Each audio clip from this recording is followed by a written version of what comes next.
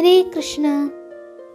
ഗുരുവായൂർ പുണ്യസങ്കേതത്തിൽ ഇന്ന് ഉച്ചപൂജയ്ക്ക് ഭഗവാൻ കളഭാലങ്കാരത്തിൽ തിളങ്ങി നിൽക്കുകയാണ്.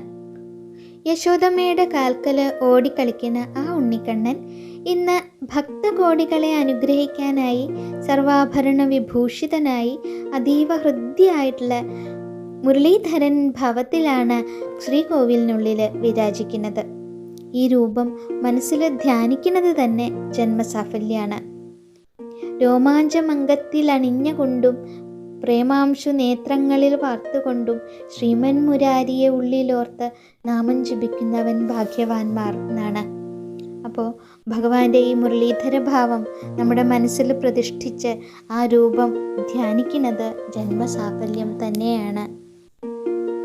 ഇന്നത്തെ അലങ്കാരത്തിൻ്റെ ഏറ്റവും വലിയ കൗതുകം ഭഗവാന്റെ തൃപ്പാദങ്ങളാണ്. മിടുമിടുക്കനായുള്ള ഒരു പൊന്നുണ്ണി കണ്ണനായിട്ട് ഭഗവാൻ നിൽക്കുന്നത് തൻ്റെ രണ്ട് കാലുകളും പത്മദളങ്ങൾ പോലെ മനോഹരമായ രണ്ട് കാലുകൾ പിണച്ചു വെച്ചാണ് നിൽക്കുന്നത്. ഭഗവാന്റെ ഈ പാദങ്ങൾ പരമാത്മാവിലേക്ക് ചേരാനുള്ള വഴികളാണ്. ആ തൃപ്പാദങ്ങളിൽ പൊൻതളകൾ ഇങ്ങനെ മിന്നി തിളങ്ങുന്നുണ്ട്. ഭഗവാന്റെ അരയിൽ പട്ടുകോണകം ചാർത്തിയിട്ടുണ്ട്. ഭഗവാന്റെ വയറിനോട് പറ്റി കിടക്കുന്ന കിങ്ങിണിയും ഭക്തരുടെ ഹൃദയങ്ങളിൽ ഇങ്ങനെ മണിനാഥം മുഴക്കുകയാണ്. നല്ലൊരു ഉരുണ്ട് തടിച്ചു ഉണ്ണി കണ്ണനായിട്ടാണ് ഭഗവാനെ അലങ്കരിച്ചിട്ടുള്ളത്.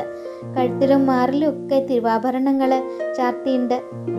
കഴുത്തിനോട് ചേർന്ന് വളയം പോലെയുള്ളൊരു മാലയും അതിന് താഴെ മുല്ലമൊട്ടുമാലയും അതിൻ്റെ ഇടയിലായിട്ടൊരു പതക്കവും ചാർത്തിയിട്ടുണ്ട്. ഭഗവാന്റെ ഇളം കൈകളിൽ കൈവളകളും തോൾവളകളും ശോഭിക്കുന്നുണ്ട്.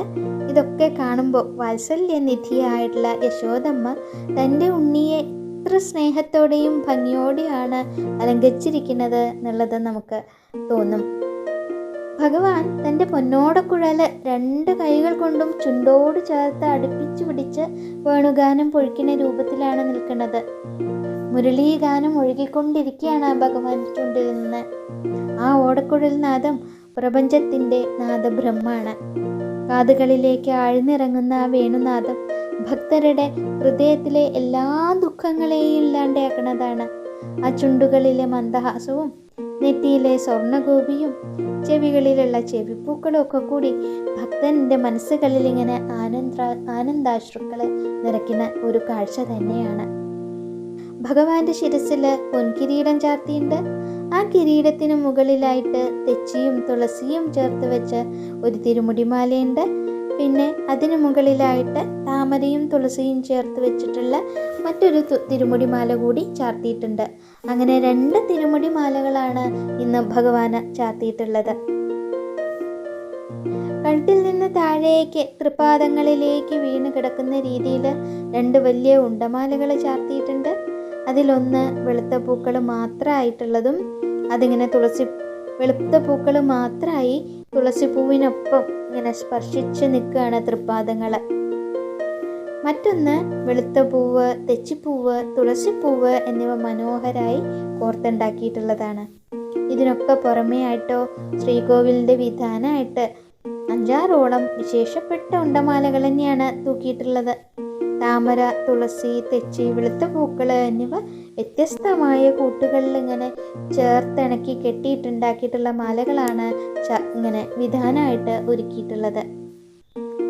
ശ്രീകോവിലിനുള്ളിലേക്ക് നോക്കുമ്പോൾ ആ മുരളീധരൻ്റെ ഭാവം ഭക്തർക്ക് സമ്മാനിക്കുന്നത് ആത്മീയമായ പരമശാന്തിയാണ്. ആ കാൽ പിണച്ചു വെച്ച് ഓടക്കുഴൽ ഊതുന്ന പൊന്നുണ്ണിക്കണ്ണൻ്റെ രൂപമുണ്ടല്ലോ, അത് നമുക്ക് മനസ്സിൽ ഉറപ്പിച്ചു നിർത്താം. ഭഗവാന്റെ ആ തൃപ്പാദങ്ങളിൽ വീണ് നമസ്കരിച്ച് ആ മന്ദഹാസം നോക്കി നമുക്ക് പ്രാർത്ഥിക്കാം. എൻ്റെ ഗുരുവായൂരപ്പ, ഞങ്ങളെ അനുഗ്രഹിക്കണേ, എപ്പോഴും കൂടെ ഉണ്ടാവണേ ഭഗവാനെ എന്ന് പ്രാർത്ഥനയോടെ ഭഗവത് ചിന്തയിൽ നമുക്ക് ഭഗവാന്റെ നാമങ്ങൾ ഉറക്കെ ജപിക്കാം. നാരായണ നാരായണ നാരായണ, കൃഷ്ണ ഗുരുവായൂരപ്പ.